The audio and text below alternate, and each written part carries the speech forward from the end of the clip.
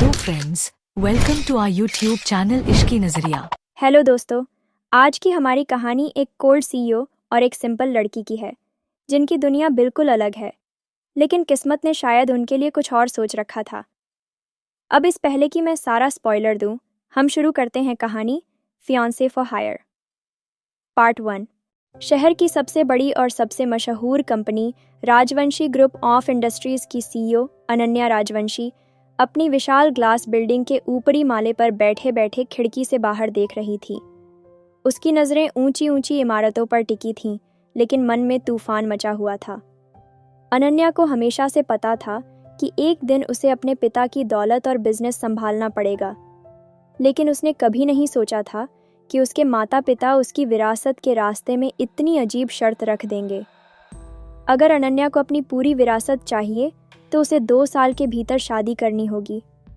उसकी माँ का कहना था कि शादी से इंसान में जिम्मेदारी आती है और घर परिवार संभालने की समझ भी। लेकिन असलियत ये थी कि उसकी माँ चाहती थी कि अनन्या की शादी उसके बचपन की दोस्त रिया मेहरा से हो, एक रईस परिवार की बेटी। रिया बाहर से परफेक्ट और मासूम लगती थी, मीठी बातें, प्यारी मुस्कान, लेकिन अंदर से 2 चेहरे, सामने झूठी मिठास और दूसरों के पीछे जहर भरी बातें। अनन्या उसे बचपन से जानती थी और कभी पसंद नहीं करती थी। अनन्या के लिए शादी का ख्याल ही बेमानी था। उसका पूरा ध्यान सिर्फ अपने काम और अपने सपनों पर था। वह किसी नकली रिश्ते में फंसकर अपनी आज़ादी खोना नहीं चाहती थी, लेकिन बिना शादी के विरासत भी नहीं मिल सकती थी। उस दिन दफ्तर से लौटते वक्त किस्मत ने उसका रास्ता बदल दिया। कॉर्नर की एक छोटी सी कैफ़े से गुजरते हुए अनन्या अपने फ़ोन में बिजनेस मेल देख रही थी। उसी वक्त कैफ़े से बाहर भागती हुई एक लड़की ने अनजाने में उसके ऊपर गर्म कॉफ़ी गिरा दी। ओह गॉड, सॉरी, क्या तुम अंधी हो? अनन्या ने गुस्से में कहा, अपनी सफ़ेद शर्ट पर पड़े दाग को घूरते हुए।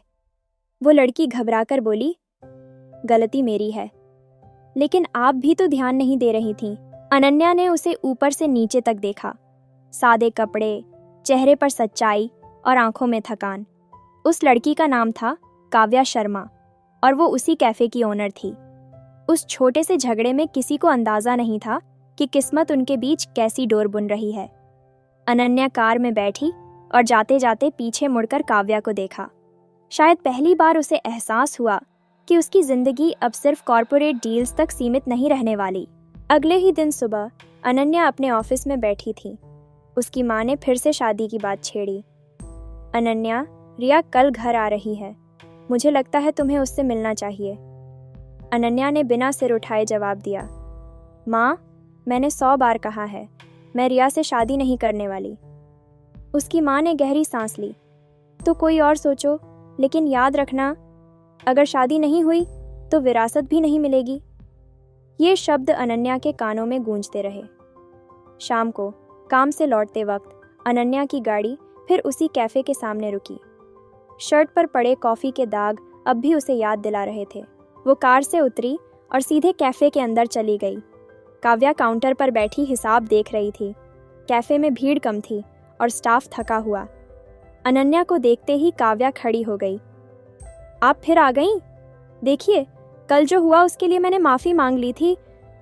अनन्या ने उसे बीच में ही टोक दिया। तुम्हारा ये कैफ़े ठीक से चल भी रहा है या बस दिखावा है? काव्या की आंखों में गुस्सा आ गया। ये कैफ़े मेरे पापा का सपना है। हाँ, मुश्किलें हैं, लेकिन हम हार नहीं मानेंगे। अनन्या ने हल्की सी मुस्कान दी, जैसे किसी चुनौती में दिलचस्पी आ गई हो। दिलचस्प, लेकिन अगर मुश्किलें इतनी बढ़ गईं कि तुम इसे खोने वाली हो तो? काव्या ने गहरी सांस ली। उसकी आवाज़ धीमी हो गई। तो भी मैं इसे बचाने की कोशिश करूंगी। दोनों के बीच खामोशी छा गई। कैफ़े के अंदर धीमी म्यूजिक बज रहा था, लेकिन दोनों का ध्यान बस एक दूसरे पर था। अनन्या ने काव्या को गौर से देखा। उसकी आंखों में थकान थी, पर साथ ही एक अजीब सी सच्चाई भी। वो सादगी जो अनन्या ने अपने बिजनेस वर्ल्ड में कभी महसूस नहीं की थी। लेकिन उसी वक्त काव्या का एक वेटर फिसल गया और सारे गिलास ज़मीन पर टूट गए। काव्या तुरंत दौड़कर मदद करने लगी। अनन्या ने बिना कुछ कहे नोट किया, ये लड़की सचमुच सबके लिए खुद को झोंक देती है। वो बाहर निकलते वक्त धीरे से बोली, शायद हम फिर मिलेंगे काव्या। काव्या ने चौंक कर उसकी तरफ देखा। आपको मेरा नाम कैसे पता? अनन्या ने हल्की मुस्कान दी और कैफे से बाहर चली गई। काव्या वहीं खड़ी रह गई, दिल में अजीब सी बेचैनी के साथ। उसे अंदाज़ा नहीं था कि ये मुलाकात उसकी ज़िंदगी का सबसे बड़ा मोड़ बनने वाली है। 2 दिन बाद अनन्या अपनी कार में बैठी शहर की भीड़भाड़ से गुजर रही थी। उसकी माँ ने सुबह फिर रिया का नाम लिया था और अब उसका मन और भी भारी हो गया था। वो सोच रही थी, क्या सच में उसे मजबूरी में शादी करनी पड़ेगी? इसी सोच में डूबी उसकी कार अचानक उसी कैफ़े के सामने रुक गई। अजीब था कि इन दिनों उसका रास्ता बार बार वहीं जा रहा था। कैफ़े के अंदर का माहौल थका हुआ लग रहा था। कुछ ग्राहक बैठे थे, लेकिन चेहरों पर उत्साह नहीं। काव्या काउंटर पर खड़ी एक पुराने रजिस्टर में हिसाब देख रही थी। आंखों के नीचे काले घेरे साफ दिख रहे थे। अनन्या बिना बुलाए अंदर चली गई। फिर आप? काव्या ने थकी हुई मुस्कान के साथ कहा। अनन्या सीधे उसकी तरफ बढ़ी। मुझे तुमसे कुछ बात करनी है। काव्या ने भौहें चढ़ाईं। अब और क्या बाकी है? कल आपने मेरे कैफ़े को डूबता हुआ कहा था। अनन्या ने गहरी सांस ली। हाँ, और मैं झूठ नहीं कह रही थी। तुम्हारे पास स्टाफ है, मेहनत है, लेकिन पैसों के बिना ये सब ज़्यादा दिन नहीं चलेगा। काव्या चुप रही। उसकी आंखें भर आईं, लेकिन उसने सिर झुका लिया। अनन्या ने धीमे स्वर में कहा, मुझे एक सौदा करना है। काव्या ने हैरानी से उसकी ओर देखा। सौदा? अनन्या ने सीधा और ठंडा जवाब दिया। हाँ, मुझे अगले 2 साल के लिए एक फियांसे चाहिए, नकली रिश्ता, बस दिखावे के लिए। बदले में मैं तुम्हें इतनी रकम दूंगी कि तुम्हारा कैफे न सिर्फ बचेगा बल्कि और भी बड़ा हो जाएगा। काव्या स्तब्ध रह गई। उसकी सांसें तेज हो गईं। क्या आप मजाक कर रही हैं? अनन्या ने सिर हिलाया। नहीं, मुझे शादी नहीं करनी, पर मेरे माता पिता ने शर्त रखी है।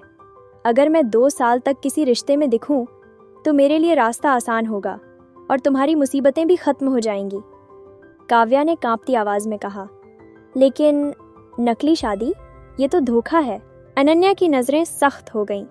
धोखा नहीं, एक डील, तुम्हारे लिए बचाव, मेरे लिए आज़ादी। कुछ पल के लिए दोनों एक दूसरे को देखती रहीं। माहौल भारी था। काव्या का दिल तेज धड़क रहा था। एक तरफ अपने पिता का टूटा हुआ सपना, दूसरी तरफ ये अजीब सी पेशकश। अनन्या ने जाते जाते बस इतना कहा, सोच लो, तुम्हारे पास ज़्यादा वक्त नहीं है। वो बाहर निकल गई। काव्या वहीं खड़ी रह गई, दिमाग में सवालों का तूफान लिए। काव्या ने पूरी रात नींद नहीं ली। अनन्या का प्रपोजल उसके दिमाग में गूंजता रहा। 2 साल के लिए मेरी फियांसे बन जाओ, बदले में तुम्हारा कैफे हमेशा के लिए सुरक्षित। रात के सन्नाटे में उसने अपने पापा की ओर देखा। वो सोफे पर अधूरे नशे में पड़े थे, आंखें आधी बंद। उसकी माँ के जाने के बाद से पापा टूट चुके थे और उनकी वजह से ही कैफे धीरे धीरे डूबने की कगार पर पहुंच गया था। काव्या की आंखें भर आईं। पापा का सपना मैं ऐसे टूटने नहीं दूंगी। सुबह उसने कैफे का दरवाज़ा खोला। ग्राहकों की कमी अब और चुभने लगी थी। तभी बाहर एक काली कार आकर रुकी। अनन्या उतरी, हमेशा की तरह आत्मविश्वासी, ठंडी और सीधी। काव्या ने हिम्मत जुटाकर कहा, मैंने आपका ऑफर स्वीकार कर लिया है। अनन्या की आंखों में हल्की चमक आई। गुड, मुझे पता था तुम समझदार हो। काव्या ने सख्ती से कहा, लेकिन याद रखिए, ये सिर्फ एक सौदा है, 2 साल। उसके बाद हमारी राहें अलग। अनन्या हल्का सा मुस्कुराई।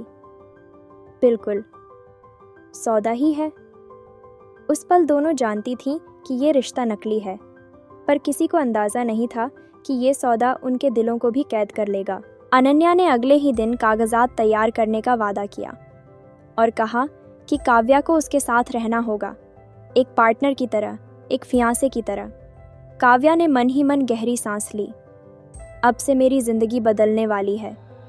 उस रात जब वो अकेली कमरे में बैठी थी, उसके भीतर डर और बेचैनी दोनों थे। ये सब सही था या गलत, उसे नहीं पता, लेकिन एक बात साफ थी, उसने अपने पापा और कैफ़े के लिए एक समझौता कर लिया था। शाम का समय था। बड़ी सी कार धीरे धीरे शहर की सबसे आलीशान एरिया में दाखिल हुई।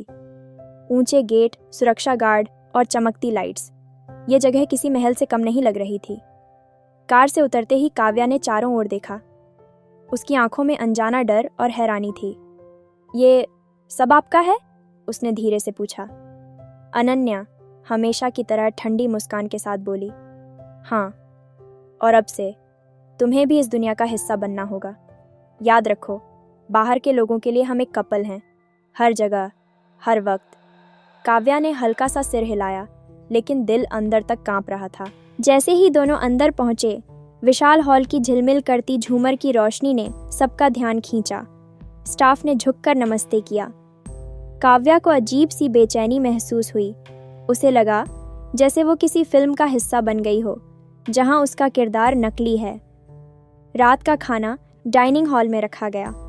अनन्या चुपचाप अपनी वाइन ग्लास में वाइन घुमाती रही, जबकि काव्या ने हिम्मत करके प्लेट में बस हल्का सा खाना लिया। चुप्पी टूटने पर काव्या ने धीमे स्वर में कहा, आप इतने अकेले क्यों रहते हैं? इतने बड़े घर में किसी की हंसी तक नहीं सुनाई देती। अनन्या की आंखों में एक पल के लिए अजीब सा दर्द चमका, लेकिन अगले ही पल उसने खुद को संभाल लिया। अकेलापन मुझे सूट करता है। काव्या ने गहरी सांस ली। कभी कभी अकेलापन इंसान को अंदर से खोखला कर देता है।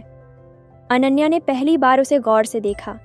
उसकी सादगी, उसकी सच्चाई, वो चीज़ें जो उसके आसपास की नकली मुस्कानों में कभी नहीं दिखीं। उस रात काव्या को मेहमानों के लिए बने एक कमरे में ले जाया गया। कमरा विशाल था, पर उसे घुटन महसूस हो रही थी। बिस्तर पर बैठते ही उसने खुद से कहा, ये बस 2 साल की बात है। 2 साल और मैं आज़ाद हो जाऊंगी। लेकिन अंदर कहीं एक अनजाना डर उसे घेरे जा रहा था। क्या सच में ये सिर्फ एक सौदा रहेगा, या फिर ये नकली रिश्ता उसकी रूह को छू जाएगा? उसी समय बाहर बालकनी पर खड़ी अनन्या ने काव्या की परछाई देखी। उसके होठों पर हल्की मुस्कान आई। वो सोचती है सब उसके काबू में है, लेकिन खेल अभी शुरू हुआ है।